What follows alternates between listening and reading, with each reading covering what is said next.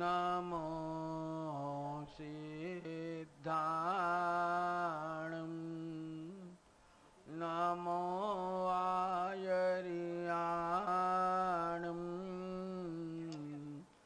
नमो वज्रायणं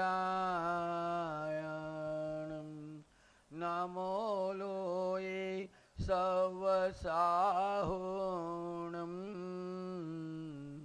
ऐसो पंच नमोकारो सवपावपणासनो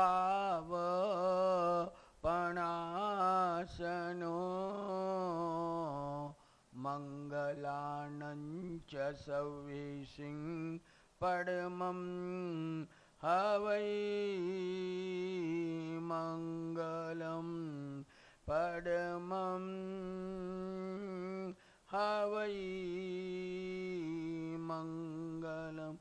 नमो दुर्वार रागादि वेरिवार निवारणे अर्हते योगिनाथाय महावीराय ताइनी। ओंकार बिंदु संयोक्तम नित्यं ध्यायन्ति योगिन कामदं मोक्षदं चैव ओंकाराय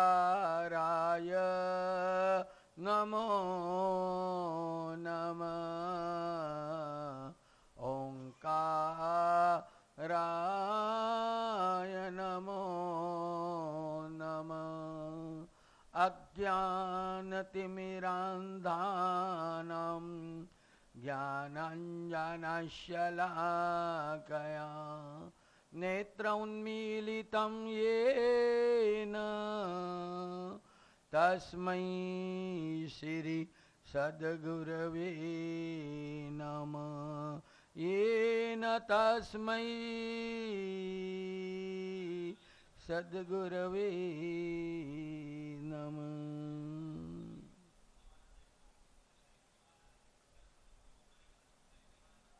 पर्व शिरोमणि पर्वाधिराज पर्युषण का आज चौथा दिवस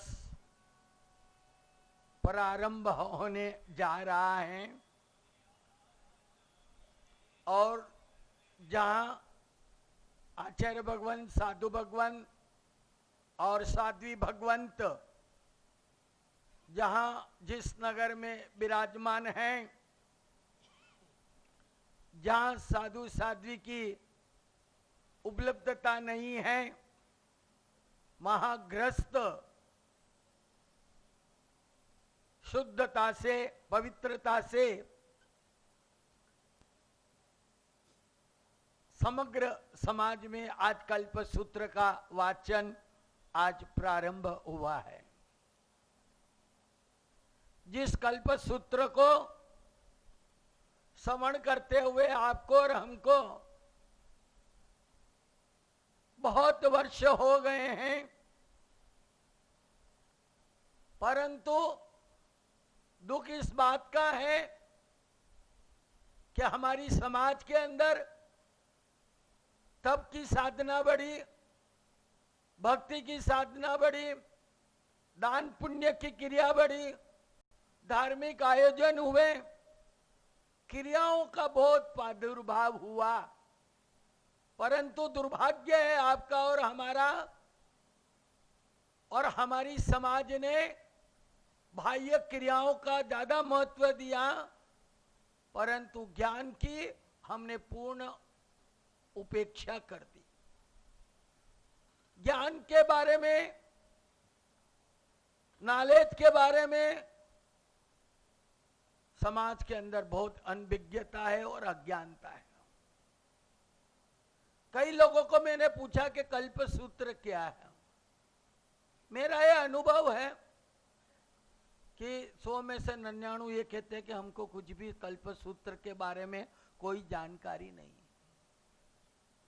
इतना महान ग्रंथ है आपका पूजनीय है, वंदनीय है, अभिनंदनीय है, भगवान की वाणी है, उसके बारे में हमें कोई जानकारी नहीं है।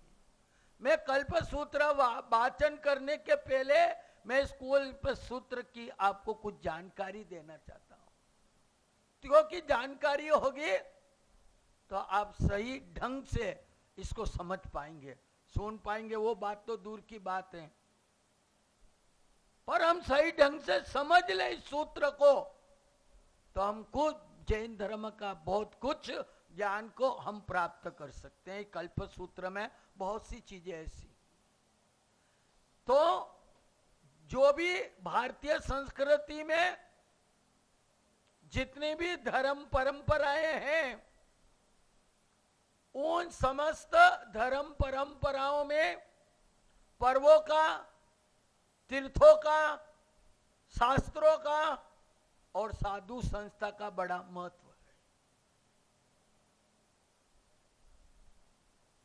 हमारे यहां पर्व समृद्धि है, तीर्थ समृद्धि है, शास्त्र संबंधी है और साधु समृद्धि है।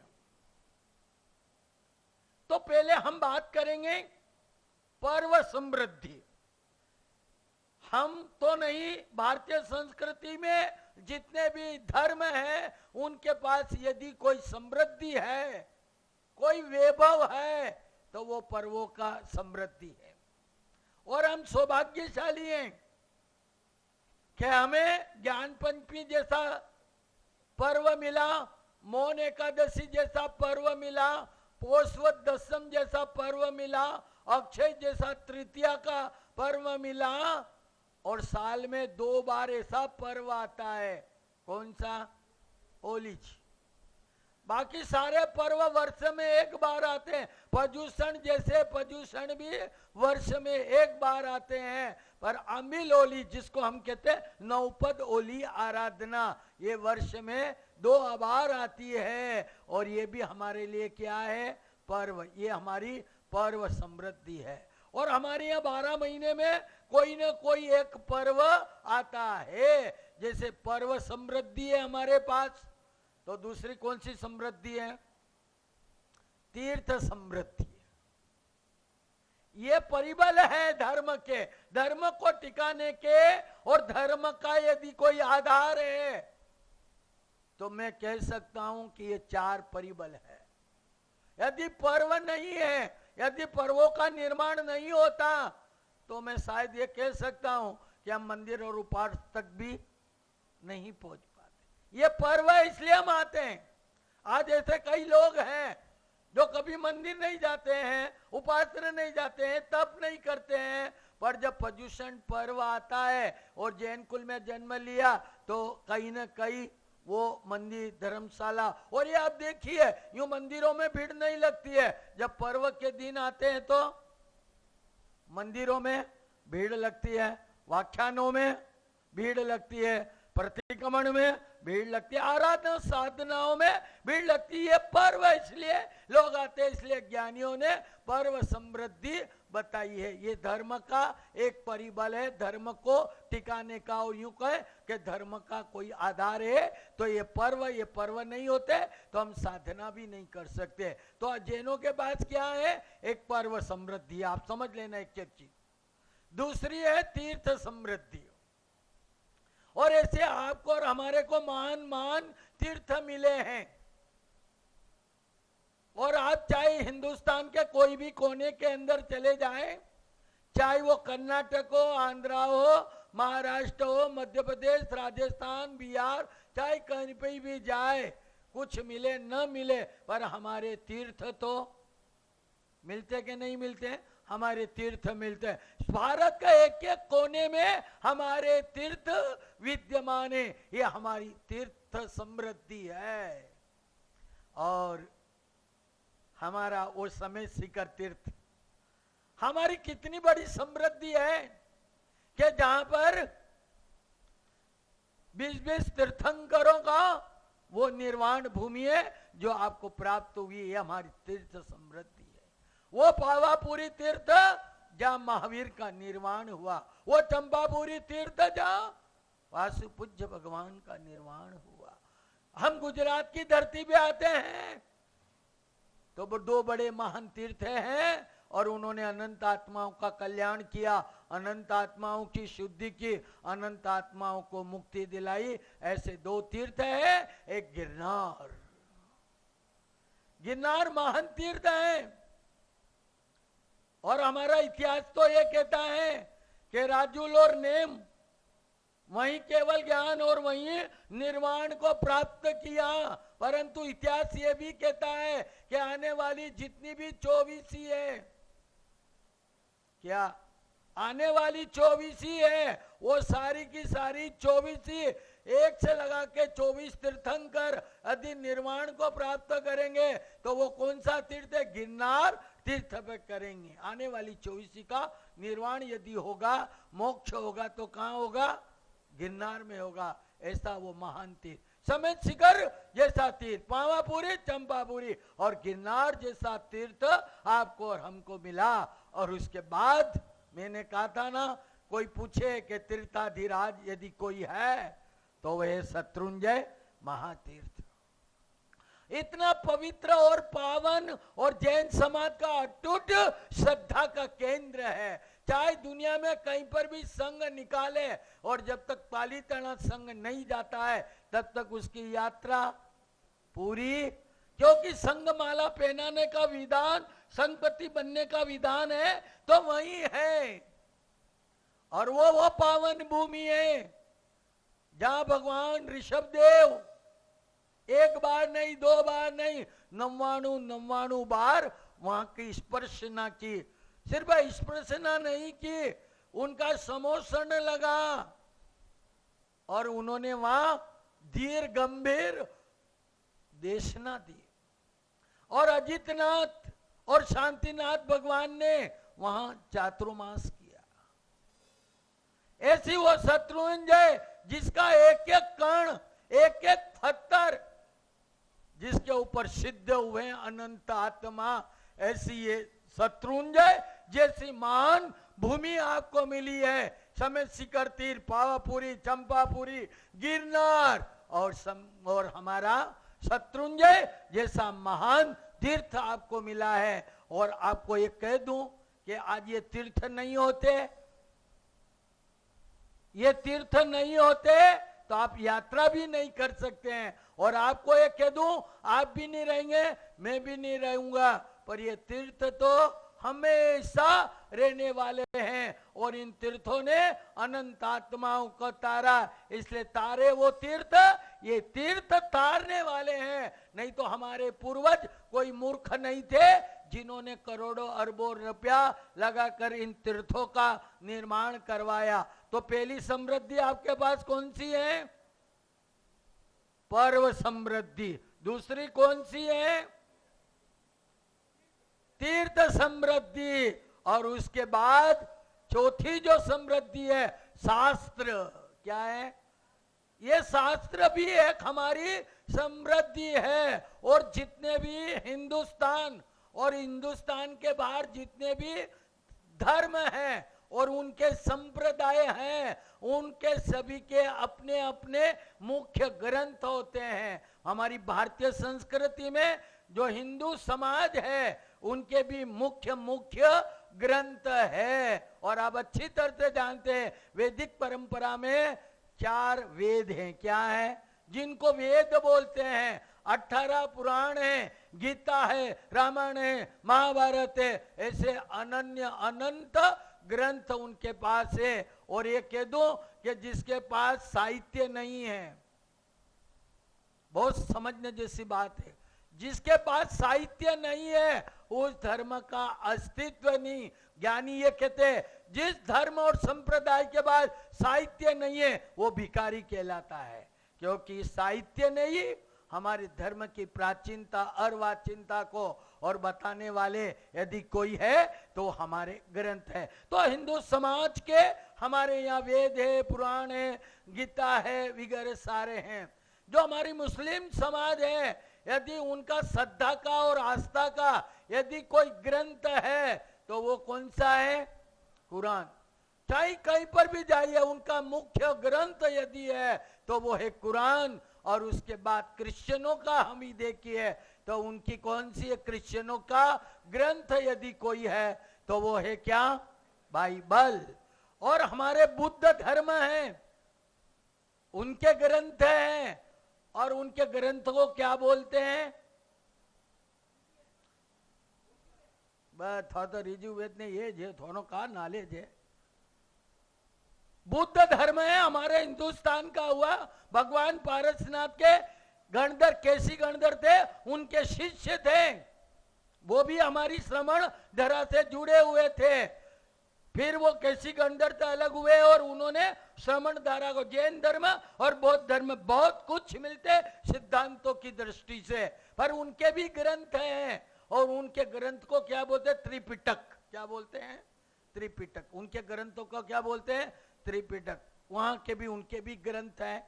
तो हमारी जैन समाज के अंदर भी क्या मैंने बताया ना, हमारे पास क्या है, पर्वत समृद्धि है, तीर्थ समृद्धि है और शास्त्र समृद्धि है। और हमारे जैनों के जो शास्त्र हैं उनको क्या बोलते हैं,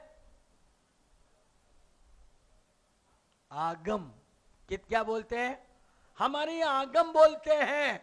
और आगम कितने हैं, हाँ ये 45 है, पर आपको ध्यान नहीं क्योंकि आपने कोई जैन इतिहास या कल्पसूत्र सुना ही नहीं। हमारे यहाँ 84 आगम थे। कितने आगम थे, 84 गच्छ थे। कितने गच्छ थे, 84 गच्छ और 84 आगम थे। कोई कालांतर से विच्छेद हो गए और वर्तमान के अंदर जो मिलते हैं तो वो कितने मिलते हैं, 45 आगम। और वो आगम क्या है, बताइए आगम क्या है, बस के बस मुझे तो वही बात आती है याद। वो अखा भगत कहता है, सुनी सुनी ने फूटिया कान तो ही नहीं आई इवड़े साथ। दुर्भाग्य है हमारा, क्या हमारा जो धर्म है और धर्म का जो इतिहास है उसके बारे में हम बहुत अनभिज्ञ हैं, हम जानते ही नहीं। अरे ये आगम क्या है, ये महावीर का उपदेश है, महावीर की वाणी है। महावीर ने तो 3 शब्द ही बोले थे, दुमे उदमा मिगवैवा, 3 शब्द बोले। और गणधरों ने उन 3 शब्दों को स्वीकार करके उन गणधरों ने द्वादशांगी की रचना की। पर वाणी किसकी है, महावीर की। और गणधरों ने उसको रचना की और उसको हमारे यहाँ क्या बोलते हैं, क्या बोलते हैं, द्वादशांगी बोलते हैं। तो ये भगवान महावीर की वाणी है। और इसके ऊपर हमारे यहाँ अंतिम जो है गणधर कौन थे, सुधर्मा स्वामी। ध्यान रखना, अंतिम जो गणधर थे वो सुधर्मा स्वामी थे। और सुधर्मा स्वामी महावीर के अंतिम गणधर थे। पर ये आगम जो हमारे यहाँ पर अभी वर्तमान के अंदर बहुत से आगम मिलते भी है और बहुत से प्रिंट भी नहीं हुए हैं। 45 आगम उपलब्ध होना बहुत असंभव जैसा लग रहा है, पर कई हमारे विद्वानों ने इसके ऊपर काम किया है। तो हमारे कितने आगम हैं, 45 आगम हैं। और वो आगम के फिर हमारे यहाँ भेद बताए हैं। क्या बताए, आगम है 45 आगम है। इसके अंदर अंग बताए, उपांग बताए, क्षेत्र सूत्र बताए, मूल सूत्र बताए और 2 अनुयोग और नंदी सूत्र बताए। इनके विभाग किए 45 आगम के। कितने, 45 आगम के विभाग किए ज्ञानियों ने। और उनके अंदर क्या है, 11 अंग है। क्या है, 11 अंग। समझ लेना है, समझने जैसी बातें। 11 अंग है, 12 उपांग है और 6 सूत्र है, 6 सूत्र हैं और 4 मूल सूत्र है और 2 नंदी और अनुयोग है। ये हमारे विभक्त हुए हैं। अब इनमें क्या है, ये अंग उपांग 6 सूत्र मूल सूत्र नंदी और नियोग, इसमें क्या है, इन ग्रंथों में क्या है मुझे बताइए। बस थोड़े थोड़े से लेना देना मैं क्यों थे ये तो महावीर के वहां। अरे इनको समझो, मुझे दुख होता है कि हमने ज्ञान की बहुत उपेक्षा कर दी, ज्ञान के प्रति हमारी लापरवाही। हम जैन होते हुए हमें जैनों को यह मालूम नहीं कि हमारा इतिहास क्या, हमारे ग्रंथ क्या मालूम नहीं है। कोई कह सकता 45 आगम के नाम भी मालूम नहीं है हमको। मालूम है? कोई उंगली खड़ा करके कहते कि मुझे मालूम है 45 आगम, हमको नाम तक मालूम नहीं है। और हम कहते हमारे आगम है। यार समझो, हमारे यहां बताया ज्ञानियों ने कि इन आगमों में क्या है, तो इसके अंदर कुछ ग्रंथ ऐसे जो तत्व ज्ञान के हैं। क्या है? तत्व ज्ञान के। और कुछ ग्रंथ आचार विचार धर्म के ग्रंथ है। पर इन अंग उपांगों के अंदर 4 विभागों में बांट दिया। कितना? 11 अंग, 11 अंग, 12 उपांग, 6 सूत्र 6, मूल सूत्र 4 और नंदी और 2 सूत्र, इनके 4 भाग किए हैं। कौन कौन से किए हैं? मैं आपको कल्प सूत्र की ओर ले जाना चाहता हूं। कल्प सूत्र कैसे हमारे बना और कैसे आया आपके और हमारे बीच में। हमारे ये जो 45 आगम है ना, इनके 4 भाग कर दिए। और मैंने आपको कहा था ना, क्या हमारी समृद्धि है। कौन सी समृद्धि? तीर्थ समृद्धि, पर्व समृद्धि और शास्त्र समृद्धि। और चौथी समृद्धि कौन सी है? बता सकते हैं? मैंने आपको अभी बताया, पर्व समृद्धि, तीर्थ समृद्धि, शास्त्र समृद्धि और साधु समृद्धि। कौन सी? साधु समृद्धि। भगवान महावीर के निर्माण को आज 2700-2800 साल हो गए, परंतु भगवान महावीर का धर्म आप तक पहुंचाने का और इस धर्म को जीवंत रखने का काम किसने किया? आपने किया कि साधु संस्था ने किया है? साधु साध्वी। यदि ये साधु साध्वी नहीं होते तो मैं ये कहता हूं कि आप तक धर्म नहीं पहुंचा जाता है। और आपके साधु इस कलिकाल के अंदर, जहां भौतिक वातावरण है, जहां चकाचौंध है, मोबाइल कंप्यूटर का युग है, जहां सारा वातावरण गंदा है, और उसके बीच में रह करके साधना आराधना करते हैं, ऐसे ऐसी महान आत्मा हो गई, ऐसे ऐसे संत और आचार्य हो गए कि जिनके बलबूते ये जैन धर्म आज तक टिका हुआ था। और ये कह दूं कि महावीर साधु साध्वी का यदि संग स्थापित नहीं करते तो महावीर के निर्माण के साथ महावीर का धर्म का भी निर्माण हो जाता। 2500 साल के अंदर इस धर्म को टिकाने का काम किया है, तो हमारे साधु और हमारे साध्वी भगवंतों ने आप तक पहुंचाया है। ये भी हमारी समृद्धि है। और इस कलिकाल के अंदर इतने वातावरण में एक संयम का जीवन जीना बड़ा दुष्कर है। और कैसी कैसी महान आत्मा है। और मैं आपको कह दूं कि जैन समाज 2 परिबल से सुखी है। यदि ये 2 परिबल नहीं मिले आपको तो आप दुखी हो सकते हैं। कई समाजों की हालत है बड़ी बिगड़ी हुई है, और जैन समाज आज सुखी है, समृद्ध है। उसका 2 कारण है। एक तो आपके अंदर करुणा और जीव दया है, दूसरा ये चरित्र आत्माओं का आशीर्वाद है, इसलिए आप सुखी है। और ये 2 परिबल आपके हट गए तो आप भी वही स्थिति के अंदर चले जाएंगे। ये साधु समृद्धि है। इन साधुओं ने आज भी इस कलिकाल के अंदर ऐसे ऐसे हमारे साधु साध्वी भगवंत है जो तब धर्म की साधना करते हैं, 500 दिनों तक लगातार आंबिल करते हैं। कितने? वर्धमान तप की होली करते हैं, 14 सालों के तक चलती है। और ऐसे 3 होली जी पूरी कर लेते हैं। 14 28 इतने 40 साल तक आंबिल करते हैं, सट रस भोजन का त्याग करते हैं, दूध दही घी वगैरह का चखते नहीं है। ऐसे ऐसे 20 एक साधु भगवंत है जिन्होंने 20 साल तक आंबिल किए। कितने साल तक?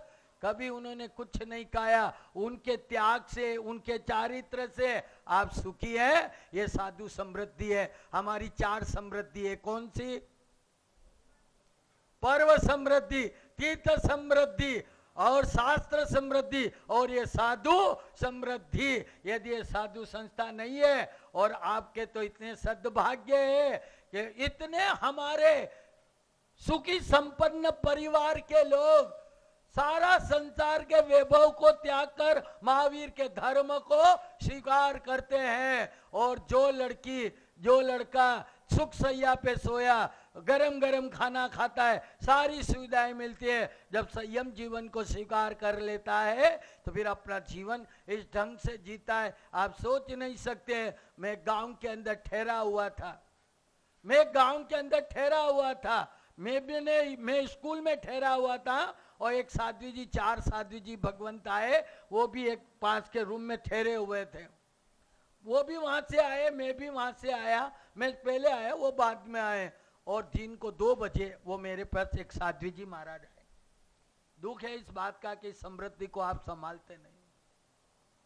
वो साध्वी जी महाराज करीबन 1:30 से 2 बजे मेरे पास आए और मुझे कहने लगे कि बाप जी मेरे 500 आमिल चल रहे हैं और मैं उस गांव के अंदर श्रावकों को कह के आई थी कि आमिल की गोछरी लेके आना। बाप जी 2 बज गई है और अभी तक कोई गोछरी लेके नहीं आया, पानी भी नहीं।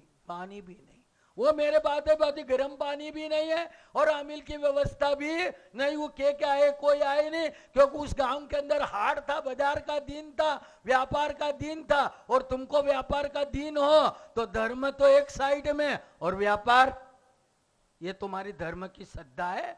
हंसना नहीं, रोना चाहिए कि हम जिस समृद्धि को हम बचा नहीं पा रहे हैं, जिस समृद्धि से ये धर्म टिका हुआ है। और आपके ये साधु त्यागमय जीवन जीते, रोटी कपड़ा और मकान के अलावा आपसे कोई अपेक्षा नहीं रखते और पूरा जीवन आपको देते। एक साधु, एक व्यक्ति जब दीक्षा लेता है 5-50 लाख रुपए समाज को देता है और देवलोक हो जाए तो भी 50 लाख रुपए फिर भी आपको दे के जाता। इतना आपको देता है, आपसे लेता कुछ भी नहीं है। फिर हमारी उपेक्षा उन साधुओं पे, उन साध्वी भगवान की उपेक्षा। वो 1:30-2 बजे मुझे पास आई और मुझे कहने लगी बाप जी मेरे पास गोछरे का में आमिल की भी नहीं आई, पानी भी नहीं आया, 2 बज गई है और चैत्र मास था। मैं बंबई जा रहा था, वहां से मैं कर्नाटक जा रहा था, मेरा रानी बेनूर चातुर्मास था। तो आई 1:30-2 बजे कहने लगी। मैंने उन साध्वी को देख के मैंने कहा कितनी महान साध्वी है कि 1:30-2 बज गई, पानी तक नहीं है, आमिल का भी नहीं है, पर उसके चेहरे पे जो शांति, जो क्षमता, कोई क्रोध नहीं, कोई नहीं। इतना उसको हंसते के कही बात जो हो जाए तो कोई व्यवस्था कर दो, ये नहीं का कर दो, हो जाए और आप लगे तो कर दो। फिर मैंने अपने आदमी को भेजा, गाड़ी भेजी, एक जगह मेरे परिचित थे, वहां गए आमिल। और 4:30 बजे आमिल उन्होंने किया, पानी पिया। ये हमारी उपेक्षा, समृद्धि को संभालो। आपकी कितनी उपेक्षा हो रही है। अरे एक साधु साध्वी पंच महाव्रतधारी संयम जीवन को जीने वाले, उनकी सेवा से भी हम कभी कभी उनकी भी उपेक्षा। ये समृद्धि है और ये समृद्धि नहीं है तो आपके पास कुछ नहीं। ये धर्म पहुंचाया है तो इनके बलबूते आप तक पहुंचा है। आज हमारी एक एक साध्वी जी महाराज पूरा जीवन त्यागमय करके हजारों श्राविकाओं को धर्म जोड़ने का काम करती है। और आपसे कोई आशा नहीं, कोई अपेक्षा नहीं कि हमें ये चाहिए, कोई डिमांड नहीं, कोई आपके पास कोई मांगने का कोई सवाल ही नहीं उठता है। ये हमारी साधु समृद्धि है। भगवान महावीर के धर्म को टीका करके आज 2600 साल हो गए, यहां तक पहुंचाने का काम किसने किया? साधु संस्था ने। और आज साधु संस्था सर्वत्र, गांव गांव, नगर नगर, डगर डगर, धाणी धाणी जाकर के महावीर के धर्म का प्रचार प्रसार यदि करने वाले हैं तो कौन है? साधु साधी। आपने कोई प्रचार नहीं किया, आपने इस धर्म को नहीं बताया है, हमारे आचार्यों ने बताया जैन धर्म को। हमारी साध्वी जी के सील जब जोखिम में आ गए, हमारे धर्म के ऊपर जब आक्रमण होने लगा, हमारी धर्म की क्षति होने लगी, तो हमारे आचार्यों ने अपने त्याग से, ज्ञान से, योग से उन साधियों का संरक्षण किया है। इतना इतना काम किया है इस शासन को टिका के। ये हमारी साधु समृद्धि है। तो मैं आपसे बात कर रहा था कि हमारी शास्त्र संबंधी हमारे 45-84 आगम थे, विच्छेद हो गए 45 से, और 45 आगमों का हमारे ज्ञानियों ने उनको अलग अलग, हमारे यहाँ 11 अंग, 12 उपांग, 6 सूत्र, 4 मूल सूत्र और 2 नंदी अनुयोग, ये हो गए। अब इसमें क्या है इन 45 आगमों के अंदर कुछ तत्व ज्ञान के जो आत्मा के हैं और कुछ आचार विचार संबंधी 2 भाग है, पर उनके हमारे यहाँ पर 4 भाग करिए हम। आप जानते हैं उनको क्या बोलते हैं हमारे यहाँ? हमारे 45 आगमों को 4 भागों में बांटा है। द्रव्यानुयोग, सुन लेना, द्रव्यानुयोग, गणितानुयोग, कथानुयोग और चरण करुणानुयोग। क्या है? द्रव्यानु, कुछ ग्रंथ ऐसे है द्रव्य है जहां आत्मा तत्व ज्ञान की चर्चा बताई गई है, और दूसरे कुछ ग्रंथ है जिसमें गणितायुग है। सूर्य, चंद्र, समुद्र, पृथ्वी, मेरु, ये जो कुछ भी है ये कितने योजन के हैं, कितने हैं, क्या है, मेरु पर्वत क्या है, समुद्र क्या है, 7 समुद्र है, कितने योजन के हैं, क्या, ये सारा के सारा एक द्रव्यानुयोग, आत्मचिंतन, आत्मा का अवलोकन और वो तत्व ज्ञान भरा हुआ है। दूसरे में गणित योग है और तीसरे में कथानुयोग है। जब महावीर प्रवचन करते थे, महावीर उपदेश देते थे, क्या देते थे? महावीर उपदेश देते थे तो उनके देशना में पढ़े लिखे लोग भी आते थे, अनपढ़ भी आते थे, ग्रामीण के लोग भी आते थे, शहर के लोग भी आते थे। तो महावीर अपने विषय को प्रतिपादन करने के लिए वो क्या करते थे? कथा लेते थे। क्या लेते थे? ये कथा कोई आज की नहीं है, हमारे आगम है, इसके अंदर कथानुयोग के आगम है जिनमें कथाएं की गई है। तो महावीर को अपना विषय को प्रतिपादन करने के लिए और लोगों तक समझाने के लिए उनके पास क्या था? कथानुयोग था। और दूसरा जो है हमारा, तीसरा जो है चरणानुयोग, चरण के जो आचार विचार संबंधित हमारे कुछ ग्रंथ हैं।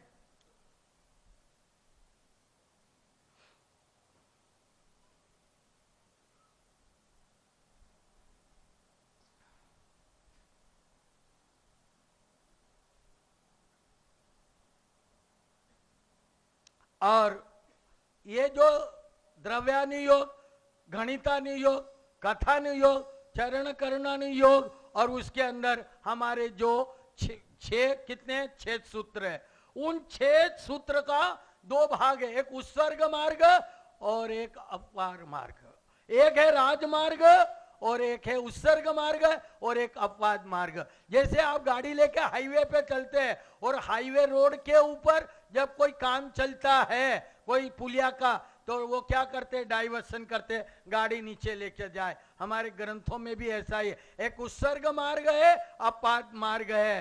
तो ये दोनों मार्ग बताए। कोई कारण परिस्थिति से हो जाए कि हाईवे से नहीं चले और साइड का जो हो जाए तो वहां से निकलते हैं। तो हमारे शास्त्रों के अंदर 6 सूत्र के अंदर साधु साध्वी के जो कुछ हुआ है, किया है, कराया है, ऐसा कोई दोष लगे, उनके संबंधित प्रायश्चित के ग्रंथ माने 6 सूत्र है। और उन 6 सूत्र के अंदर एक सूत्र है, वो कौन सा है? 6 सूत्र हैं, छेद सूत्र। और वो कितने? 6। उन 6 सूत्र के अंदर से एक सूत्र है, उसका नाम क्या है? दशासुत स्कंधक। क्या है? अब ये कल्प सूत्र में बता रहा हूं ये कहां से निकला है। ये दशासुत स्कंधक, 6 सूत्र है, 6 सूत्र का एक सूत्र है दशासुत स्कंधक और उसका एक चैप्टर है कल्प सूत्र। क्या है? ये कल्प सूत्र, उसका एक चैप्टर है। और ये भगवान महावीर के निर्वाण के बाद इसकी रचना किसने की?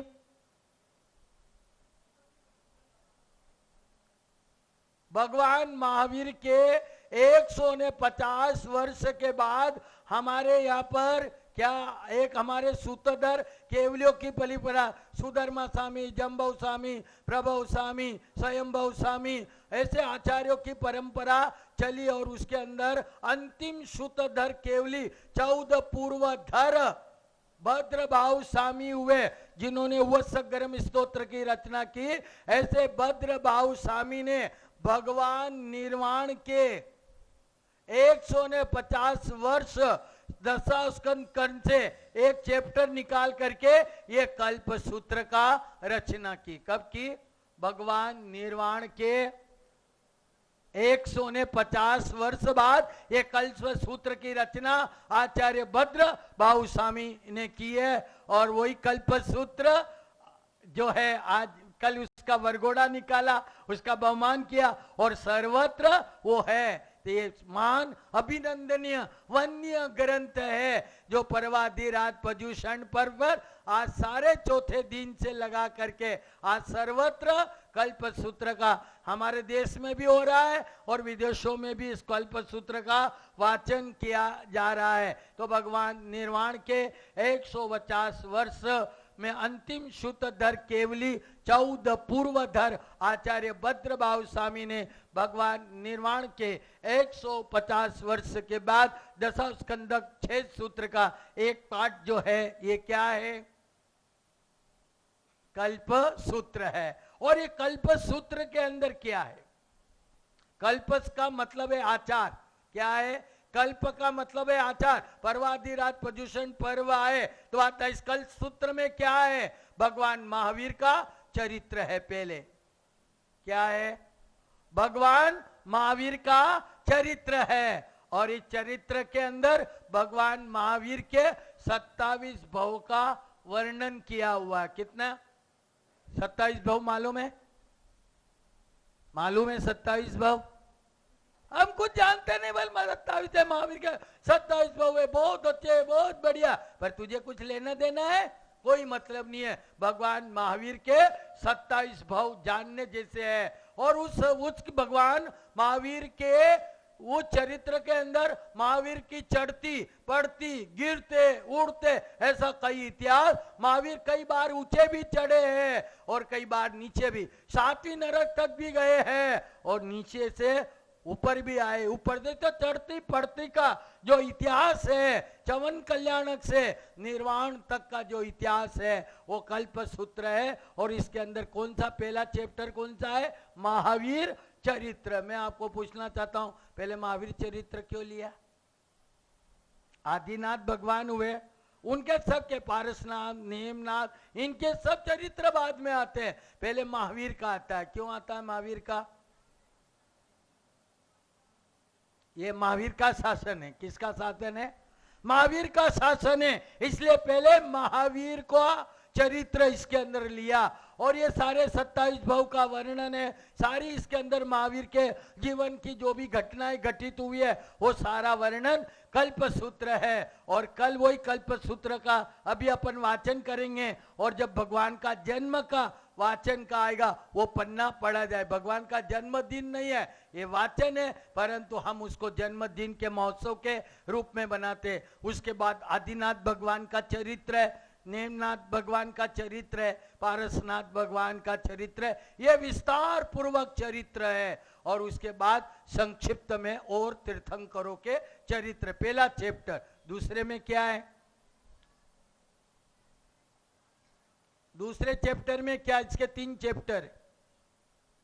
कल्प सूत्र के 3 चैप्टर है। पहले है तीर्थंकरों का चरित्र, भगवान महावीर से लगाकर आदिनाथ से लगा करके महावीर तक 24 तीर्थंकरों का और विस्तार पूर्वक चरित्र किसका आता है? पहले महावीर स्वामी, फिर आदिनाथ, फिर नेमनाथ और पारसनाथ, बाकी के तीर्थंकरों का संक्षिप्त जीवन परिचय दिया।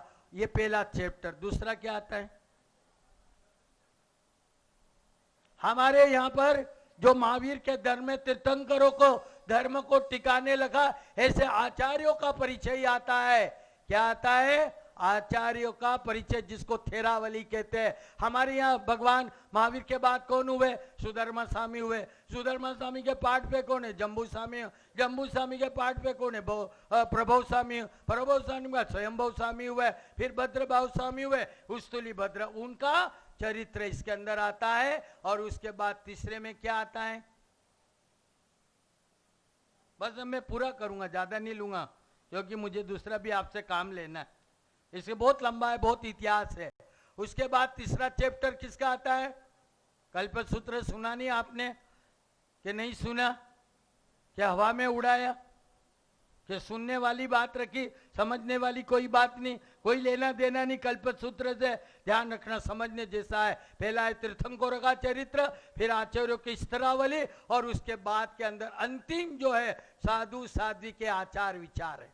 ये साधु साध्वी चौमासे में रहते हैं और कौन सी परिस्थिति के अंदर क्या स्थिति बनती है, विहार करने का, आहार का, निहार का, लोच का, जाने का, आने का, और क्या करना है। और उसके अंदर ये भी बताया कि श्रावकों का चातुर्मास 50 दिन का और 70 दिन का। अभी हमारा चातुर्मास चालू नहीं हुआ, हमारा संवत्सरी होगी ना, पंचमी के दिन से चालू होगा। और 50 दिन आपके और 70 दिन हम व्यवहार से कहते हैं कि हमारा चातुर्मास है, पर नीचे से कहने का पंचिकमा। ये सारी बातें कि साधु चौमासे में रहे, क्या परिस्थिति आए, कहाँ विहार कर सकता, कितने किलोमीटर जा सकता, आचार विचार संबंधित ये तीसरा चैप्टर है। और उसके बाद में थोड़ा चैप्टर आता है हमन ये पर्युषण की जो आराधना की है ना, इसका क्या सार है, वो थोड़ा थोड़ा सा अंतिम में बताया गया। तो इसमें 3 चैप्टर है। तीर्थंकरों का चरित्र, आचार्य जो हो गए गणधर, उनका परिचय और आचार विचार, ये 3 चैप्टर हमारे यहाँ बताए गए हैं। ये कल्प सूत्र में ये 3 बातें आती है। और अभी मुझे बहुत कुछ बातें कहनी है, वो मैं कल आपसे करूंगा, क्योंकि मैं आपको कल्प सूत्र के इतिहास की ओर ले जाना चाहता हूं। क्योंकि इधर तो घड़ी अपना समय बता रही है और आपका भी घड़ी में जा रहा है। क्योंकि मैं आपको कह देना चाहता हूँ कि आज जब तक ये यहाँ कल्प सूत्र पूरा नहीं होगा, सर्वमंगल जय नहीं करूँगा, वहाँ तक आपको जाना नहीं है। और मैंने बोल भी दिया कार्यकर्ता को कि आज जो है ना वो भोजन है, उस भोजन के वहाँ आज लगा देना थोड़ा दरवाजा, और उसके बाद ही खोलना यहाँ से जाए तब। आप क्यों भागते हैं, क्यों आप दौड़ते हैं? और कहीं आपकी कुर्सी कहीं जाने वाली नहीं, नई कुर्सी है तो मेरी कुर्सी ले लो, मैं देने के लिए तैयार हूँ। क्यों आप भागते हैं, क्यों टेंशन लेते हैं आप खाने? फिर ये तो तुच्छ बात है। इतने पर्वादी रात पर्युषण पर्व आए हैं, आराधना साधना करना है, 365 दिन के पाप धोने हैं, कर्मों से मुक्ति लेना है, आत्मा की शुद्धि करना है, तो ये कौन करेगा? ये ग्रंथ है, ये महावीर की वाणी आपको तारने वाली है, बहुत तारक वाणी है। पर हम इस चीज को समझते नहीं है। खाना पीना, शरीर ने, इस जीवात्मा ने इतना खा लिया कि 25 डिब्बे ट्रेन के खाली कर दिया, फिर भी ये। और आपको कह सकता हूं कि 3 गड्ढे कभी नहीं भरते हैं, कितनी भी कोशिश कर लो। पहला गड्ढा है पेट का, वो कभी भरा? जब सुबह खाओ, शाम खाओ, रात खाओ, ये गड्ढा नहीं भरता। पहला गड्ढा पेट का है, कभी नहीं भरता है। दूसरा गड्ढा है शमशान का, वो गड्ढा कभी भरा? आप जाइए यहाँ पर शमशान में, एक भी आपको दिखेगा? हजारों हजारों लोगों को जला के राख कर दिया। पेट का गड्ढा नहीं भरता है, शमशान का गड्ढा नहीं भरता है। और तीसरा है तृष्णा का गड्ढा, ये कभी पूर्ण नहीं होती। आप क्यों ऐसा करते? इस गड्ढे में कितना ही डालो, कितना ही खिला लो। मैंने कहा ना, तो एक दिन तो खाक की ढेरी होगी मरगट के दरमियान, इस शरीर की एक दिन शमशान में जाके लोग जला देंगे, ढेर हो जाएगा। खाना पीना है, होना चाहिए, शरीर को चलाने के लिए जरूरी है, पर इतना भी नहीं है कि हम जल्दी से भागे, जल्दी से जाए। आपकी सारी व्यवस्था पर ध्यान केंद्रित किया गया है। तो ये कल्प सूत्र का हम यहाँ वाचन कर रहे हैं। और कल भगवान महावीर का जन्म दिन आएगा। क्या आएगा?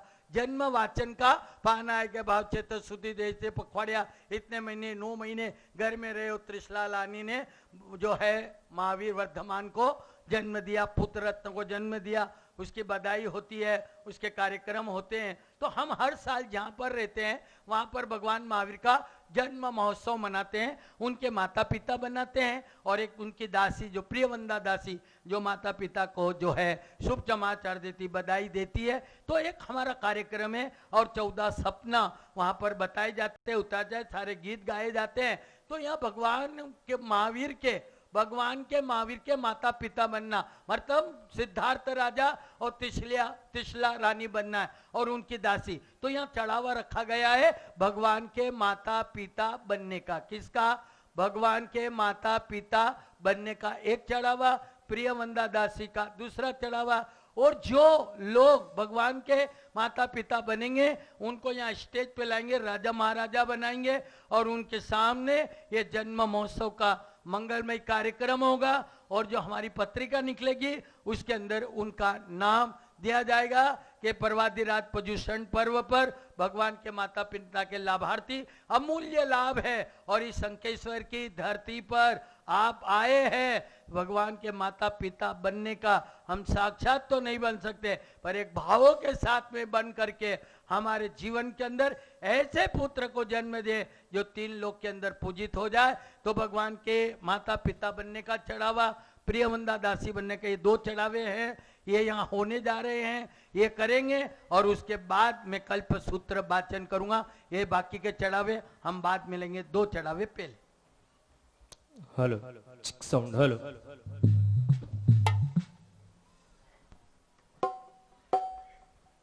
हेलो। बड़ा ही सुंदर अवसर, शंखेश्वर तीर्थ की पावन धरा और ऐसे तीर्थ में परम पूज्य बैठ जाइए बहने, आप मत जाइएगा। साहित्य रत्न 1008 जिनालय के प्रेरणादाता, जन जन की आस्था के केंद्र, राष्ट्र संत परम पूज्य आचार्य भगवान कोंकण केसरी मां पद्मावती के उपासक, ऐसे परम पूज्य परमपकारी गुरुदेव की निश्रा हमें मिली। इतने साध्वी जी भगवंत, आज हमारे बुआ जी महाराज साहब भी हमारे बीच में विराजमान है, उनको भी कोटि कोटि वंदना उनके चरणों में। कल परमात्मा महावीर का जन्म वांचन और बड़ा ही सुंदर भव्याति भव्य प्रोग्राम यहां पर होगा। कौन होगा पुण्यशाली जो भगवान के माता पिता बनने का लाभ लेगा, उसका चढ़ावा यहां से बोलने में आ रहा है। सभी दिल खोलकर बोले। हमने कई संतानों को जन्म दिया, हर माँ बाप, लेकिन जब भी अंजन सलाका होती है या ऐसा कोई जन्म का कार्यक्रम होता है, तब ये सौभाग्य हमें मिलता है। हमें पता है कि हम कैसे हैं। भगवान के माता पिता बनना यानी कि कितना पुण्य उपार्जन करना पड़ता होगा, तब जाके ये अवसर मिलता है। एक दिन के लिए हमें सौभाग्य मिलता है, उसका चढ़ावा यहां से बोलने में आ रहा है 21,000 रुपया, 21,000 रुपया, 31,000 रुपया, 31,000 रुपया, 51,000 रुपया, 51,000 रुपया, 61,000 रुपया, 61,000 रुपया। बोलो पुण्यशाली, बड़े सो पावे सर बेर बेर नहीं आवे। 61,000, 65,000 रुपया, 65,000 रुपया, 65,000 रुपया, 71,000 रुपया, 71,000 रुपया, 75,000 रुपया, 75,000 रुपया। जे 14 महास्वप्नों थकी निज मात ने हरि खावता, वली गर्भ माहे जन्मता तृण ज्ञान ने अवधारता, ने जन्मता पहलाज 64 इंद्र जे ने वंदता, एवा प्रभु अरिहंत ने पंचांग भावे हो नमो, मारा प्रभु अरिहंत ने पंचांग भावे हो नमो। साउंड वाले भाई, 81,000 रुपया, 1 लाख। ताली के साथ अनुमोदना, अनुमोदना, अनुमोदना, अनुमोदना बारंबार। ओ 1 लाख रुपया, 1 लाख, 1,05,000, 1,05,000। बोलो पुण्यशाली, 1,05,000, 1,11,000, 1,11,000, 1,15,000, 1,15,000। बोलो पुण्यशाली, बड़े सो पावे अवसर बेर बेर नहीं आवे। शंखेश्वर तीर्थ की पावन धरा है और इसमें परमात्मा महावीर स्वामी का जन्म कल्याणक मनाया जाएगा।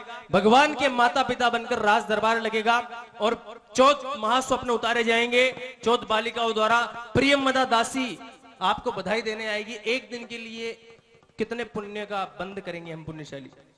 1,15, 1,15, 1,21, 1,21, 1,21, 1,21, 1,21, 1,21, 1,31, 1,31, 1,31, 1,31। कि शासन की है कहानी सदियों से भी पुरानी, वाराणसी नगरी में जन्म्या, क्षत्रिय कुंड नगरी में जन्म्या, महावीर की अमर कहानी।